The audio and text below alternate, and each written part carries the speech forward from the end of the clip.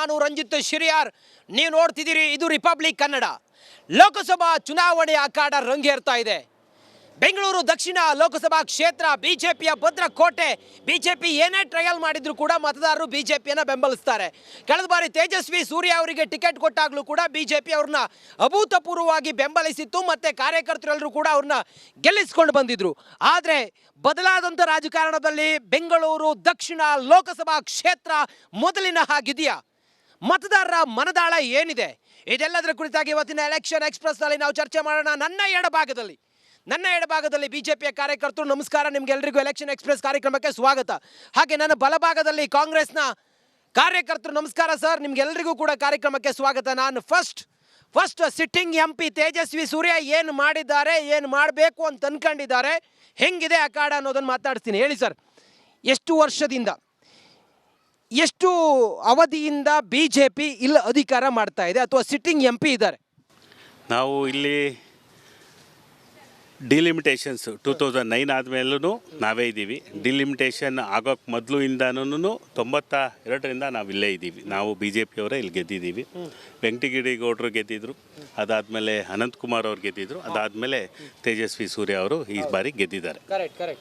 ಏನು ಮಾಡಿದ್ದಾರೆ ಇಷ್ಟು ವರ್ಷ ತೇಜಸ್ವಿ ಸೂರ್ಯ ಆಗಿರ್ಬೋದು, ಹಿಂದಿನ MPಗಳು? ನೋಡಿ, ಹಿಂದಿನ MPಗಳು ಮೆಟ್ರೋನ ಬೆಂಗಳೂರಿಗೆ ತರೋದ್ರಲ್ಲಿ ಯಶಸ್ವಿಯಾಗಿದ್ದಾರೆ. ಏರ್ಪೋರ್ಟ್ 1 ಮತ್ತು 2 ತರೋದ್ರಲ್ಲಿ ಯಶಸ್ವಿಯಾಗಿದ್ದಾರೆ. ಹಾಗೆ ನಿಮ್ಮ MP ಏನು ಮಾಡಿದ್ದಾರೆ, ನಿಮ್ಮ ಕ್ಷೇತ್ರದ MP? ಇದು ಬೆಂಗಳೂರು ಒಟ್ಟಾಗಿ ನಾವು ತಗೋಬೇಕಾಗಿದೆ. ದಕ್ಷಿಣ ಉತ್ತರ ಕೇಂದ್ರ ಅನ್ನೋದಕ್ಕೆ ಏರ್ಪೋರ್ಟು ದಕ್ಷಿಣ ಉತ್ತರಕ್ಕೆ. ಬೆಂಗಳೂರು ದಕ್ಷಿಣ ಲೋಕಸಭಾ ಕ್ಷೇತ್ರದ ಮತದಾರರು ವೋಟ್ ಮಾಡೋದು ತೇಜಸ್ವಿ ಸೂರ್ಯ ಅವರಿಗೆ ಮಾತ್ರ. ಅದರ ಉಪಯೋಗ, ಏರ್ಪೋರ್ಟ್ ಉಪಯೋಗ ದಕ್ಷಿಣಕ್ಕೆ ಬೇರೆ ಕೇಂದ್ರಕ್ಕೆ ಬೇರೆ ಅಂತಿರಲ್ಲ. ಏರ್ಪೋರ್ಟ್ ಒಂದೇ ಇರುತ್ತೆ, ಬೆಂಗಳೂರಿಗೆ ಒಂದೇ ಇರುತ್ತೆ. ಹಾಗೆಯೇ ಮೆಟ್ರೋ ಹೋಗೋ ರಸ್ತೆ ಇರುತ್ತಲ್ಲ, ದಕ್ಷಿಣದಿಂದ ಕೇಂದ್ರಕ್ಕೆ ಹೋಗುತ್ತೆ, ಕೇಂದ್ರದಿಂದ ಉತ್ತರಕ್ಕೆ ಹೋಗುತ್ತೆ. ಇದನ್ನು ಒಟ್ಟಾರೆಯಾಗಿ ತೊಗೋಬೇಕೇ ಹೊರತು ಇದು ಮತಕ್ಷೇತ್ರಗಳ ವಿಂಗಡಣೆ ಒಂದಾಗಿದ್ರು ನಗರ ಒಂದೇ ಆಗುತ್ತೆ. ವೈಯಕ್ತಿಕವಾಗಿ ಮಾಡಿರೋದನ್ನು ಸಪ್ರೇಟಾಗಿ ಹೇಳ್ತೀವಿ. ಈಗ ಒಟ್ಟಾರೆಯಾಗಿ ಮಾಡಿರೋದನ್ನು ನಮಗೆ ಏರ್ಪೋರ್ಟ್ ಇರ್ಬೋದು, ಮೆಟ್ರೋ ತೇಜಸ್ವಿ ಸೂರ್ಯ ಅವರು ಆಯ್ಕೆ ಆಗೋದಕ್ಕೂ ಮೊದಲಿಂದನೂ ಪ್ರಾರಂಭ ಆಗಿರೋದು. ಇದೇನು ಇವತ್ತಿಂದ ಅಲ್ಲ, ವಾಜಪೇಯಿ ಕಾಲದಿಂದನೂ 2001ರಿಂದ ಸ್ಟಾರ್ಟ್ ಆಗಿರೋದು, ಇವತ್ತವರೆಗೂ ಅದು ಆಗ್ತಾ ಇದೆ. ಆದರೆ ಸರ್ಕಾರದ ಬದಲಾವಣೆಗಳಲ್ಲಿ ನಾವು ನೋಡಬೇಕು. 2013ವರೆಗೂ ಕೇಂದ್ರ ಮತ್ತು ರಾಜ್ಯ ಸರ್ಕಾರಗಳ ಎರಡೂ ಸೇರಿ ಇಲ್ಲಿ 13ವರೆಗೂ ಇದ್ದಂಥದ್ದು 14 ಕಿಲೋಮೀಟ್ರ್ ಮಾತ್ರ ಇತ್ತು. ಇವತ್ತು 77 ಕಿಲೋಮೀಟ್ರ್ಗಿಂತ ಹೆಚ್ಚು ಹಾದಿಯನ್ನು ನಾವು ಮಾಡಿದ್ದೀವಿ. ಬಿಜೆಪಿಯಲ್ಲಿ ಯಾರನ್ನೇ ನಿಲ್ಲಿಸಿದ್ರು ಕೂಡ ಬೆಂಗಳೂರು ದಕ್ಷಿಣ ಲೋಕಸಭಾ ಕ್ಷೇತ್ರದಲ್ಲಿ ಗೆಲ್ತಾರೆ. ಹಾಗಾದ್ರೆ ಕಾಂಗ್ರೆಸ್ ಅಷ್ಟು ಬಲಹೀನ ಆಗಿದೆಯಾ ಸರ್ ಈ ಕ್ಷೇತ್ರದಲ್ಲಿ? ಸರ್, ಮೋದಿ ವೇವ್ ಅಂತಾರಲ್ಲ, ಇವಾಗ ಎಕ್ಸಾಂಪಲ್ ಹೇಳ್ತೀನಿ. ಒಂದು ಸಮುದ್ರದಲ್ಲಿ ಅಲೆ ಬರುತ್ತೆ, ಅಲೆಯಲ್ಲಿ ಕಪ್ಪೆ ಚಿಪ್ಪು ಬರುತ್ತೆ, ಶಂಕು ಬರುತ್ತೆ, ವೇಸ್ಟ್ ಪ್ರಾಡಕ್ಟು, ಗಲೀಜುಗಳು, ಪ್ಲಾಸ್ಟಿಕ್ಕು ಎಲ್ಲ ಬರುತ್ತೆ. ಆ ಥರ ಬಂದಿರೋ ಒಂದು ಹೆಸರು ಹೇಳಲ್ಲ, ಆ ಥರ ಬಂದಿರೋ ಸುಮಾರು ಜನ ಇದ್ದಾರೆ ಸರ್. ಅವ್ರ ಯೋಗ್ಯತೆಯಿಂದ ಅವ್ರು ಕೆಲಸ ಮಾಡಿ ಗೆದ್ದಿರೋರು ಬೆಳ್ಳಡಿಕೆ ಅಷ್ಟು. ಮೋದಿ ಹೇಳ್ಕೊಂಡು, ಮೋದಿ ಹೆಸರು ಹೇಳ್ಕೊಂಡು ಗೆದ್ದಿರೋರೇ ಸುಮಾರು ಜನ ಇದ್ದಾರೆ. ಅವರು ಮೋದಿ ಹೆಸರು ಬಿಟ್ಟು ಪಂಚಾಯತ್ ಎಲೆಕ್ಷನ್, ಜಿಲ್ಲಾ ಪಂಚಾಯತ್ ಎಲೆಕ್ಷನ್ ಗೆಲ್ಲಕ್ಕೂ ಅವ್ರಿಗೆ ಕೆಪಾಸಿಟಿ ಇಲ್ಲ, ಅವ್ರು ಏನು ಕಾಂಟ್ರಿಬ್ಯೂಷನ್ ಇಲ್ಲ ಜನಕ್ಕೆ. ಇವಾಗ ಸಿಂಪಲ್, ನೀವು ಕೇಳಿದ ಕ್ವಶನ್ಗೆ ಅವ್ರು ಆನ್ಸರ್ ಮಾಡೋಕ್ಕಾಗಿಲ್ಲ. ತೇಜಸ್ವಿ ಸೂರ್ಯ ಏನು ಮಾಡಿದ್ದಾರೆ ಅಂತ ಹೇಳಕ್ಕೆ ಅವ್ರಿಗೆ ಒಂದೇ ಒಂದು ಹೇಳಕ್ಕೂ ಅವ್ರಿಗೆ ಬರಲಿಲ್ಲ. ಯಾಕಂದ್ರೆ ಏನು ಮಾಡಿಲ್ಲ ಪಾಪ. ಅವ್ರು ಬಿಸಿ ಇದ್ರು. ಕೊರೋನಾ ಟೈಮಲ್ಲೂ ಅವ್ರು ಪಾಪ ದೋಸೆ ತಿನ್ನಕ್ಕೆ ಬಿಸಿ ಇದ್ರು. ಫ್ಲಡ್ ಆದಾಗ ಅವ್ರು ಏನು ಮಾಡಿಲ್ಲ. ಮೋದಿ ಅನ್ನೋ ಅಲೆಯಲ್ಲಿ ತೇಜಸ್ವಿ ಸೂರ್ಯ ಈ ಚಿಪ್ಪು ಮತ್ತೊಂದು ಮಗದೊಂದು ತೇಲ್ಕ ಬಂತಲ್ಲ, ಹಾಗೆ ಅಂತ ಹೇಳ್ತಾರೆ. ಅವರು ಮಾಡಿಲ್ಲ ಅಂತ ಹೇಳ್ತಾ ಇದ್ದಾರೆ. ಜನೌಷಧಿ ಯಾರು ಮಾಡಿರೋದು? ಈಗ ಡಯಾಲಿಸಿಸ್ KSRTCಯಲ್ಲಿ ಲಕ್ಷ ಆಗ್ತಾ ಇತ್ತು, ಅಲ್ಲಿ ಬರೇ ಫ್ರೀ ಆಗಿ ವಿತೌಟ್ ಒಂದು ಪೈಸಾ ಇಲ್ದಿರ ಡಯಾಲಿಸಿಸ್ ಮಾಡ್ತಾ ಇದ್ದಾರೆ. ಇನ್ನು ಜನೌಷಧಿ ಅಂತೂ ಸಿಕ್ಕಾಪಟ್ಟೆ ಯೂಸ್ ಮಾಡ್ತಾ ಇದ್ದಾರೆ. ಇದಕ್ಕಿಂತ ಬೇಕಾ ಜನಗಳಿಗೆ? ಇದಕ್ಕಿಂತ ಬೇಕಾ? ಸಾವಿರಾರು ಜನ ಇವತ್ತು ಉಪಯೋಗಿಸ್ಕೊಳ್ತಾ ಇದ್ದಾರೆ ಜನೌಷಧಿ. ಏನು ಮಾಡಿದೆ? ಸತತವಾಗಿ ಬಿಜೆಪಿಯನ್ನ ಜನ ಯಾಕೆ ಬೆಂಬಲಿಸ್ತಿದ್ದಾರೆ ಸರ್? ಜನರೇನು ಹುಚ್ಚರ? ಹಾಗಾದ್ರೆ ಜನ ಹುಚ್ಚರು ಅಂತ ಹೇಳಲ್ಲ, ಮಾಡಿರೋ ಕೆಲಸ ನಡೀತಾ ಇದೆ, ಇಲ್ಲ ಅಂತಲ್ಲ. ಈಗ ಅವ್ರು ಹೇಳಿದ್ರಲ್ಲ, ಏರ್ಪೋರ್ಟು, ಮೆಟ್ರೋ ಇವೆಲ್ಲ ನಮ್ಮ GST ದುಡ್ಡು, ಸಾರ್ವಜನಿಕರ ದುಡ್ಡು. ಆ ದುಡ್ಡನ್ನ, ಫಂಡನ್ನ ಕೊಟ್ಟು ಇಡೀ ನಿರಂತರವಾಗಿ ಎಲ್ಲ ಸ್ಟೇಟಲ್ಲೂ ಮಾಡೋವಂಥ ಕೆಲಸ.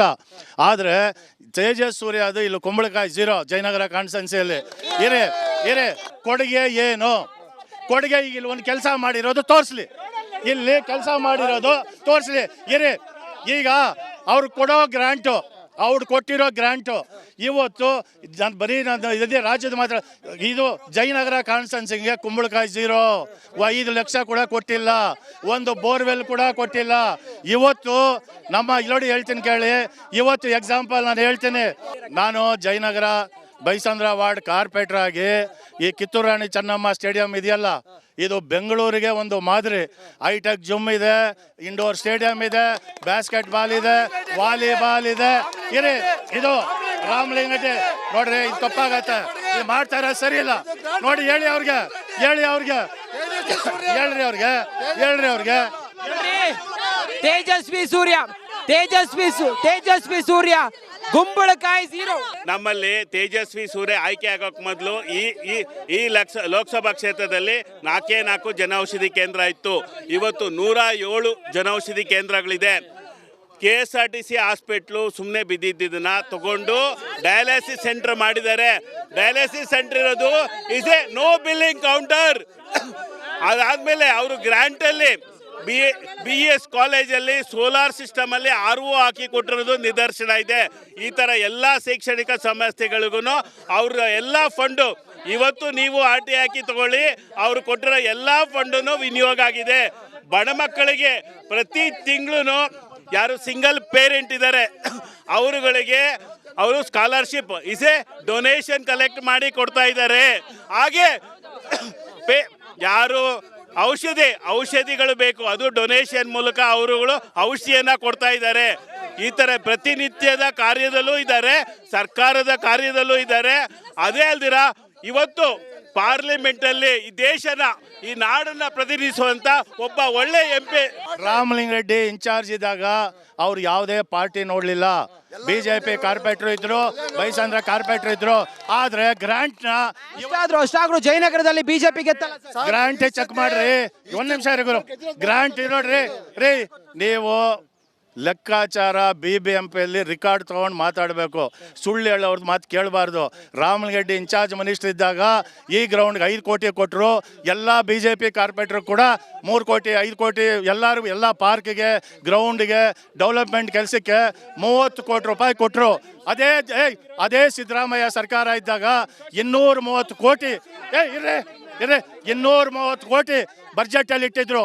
ಏನೋ ಕಾರಣಾಂತರದಿಂದ ಸರ್ಕಾರ ಚೇಂಜ್ ಆಗಿದ ತಕ್ಷಣ ಒಂದೇ ಸತಿ 150 ಕೋಟಿನ ಕಿತ್ತಾಕ್ಬಿಟ್ಟು ಬೊಮ್ಮನಹಳ್ಳಿಗೆ ಸತೀಶ್ ರೆಡ್ಡಿಗೆ ಮೋರಿಗೆ ತಗೊಂಡು ಹೋಗ್ಬಿಟ್ರು. ಈ ಪಾರ್ಕ್ಗೆ, ಗ್ರೌಂಡ್ಗೆ ಎಲ್ಲ ಇಟ್ಟಂತ ಗ್ರಾಂಟ್ನ ಅವರು ಕಿತ್ಕೊಂಡು ಹೋಗ್ಬಿಟ್ರು.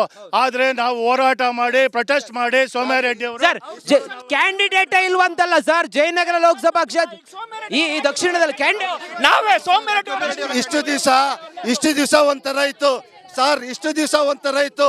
ಏನು ಗೆಲ್ತಾ ಇದ್ರು ಅಂದ್ರೆ ಅದು ಅವರಿಗೆ ಗೊತ್ತು. ಈ ಬಾರಿ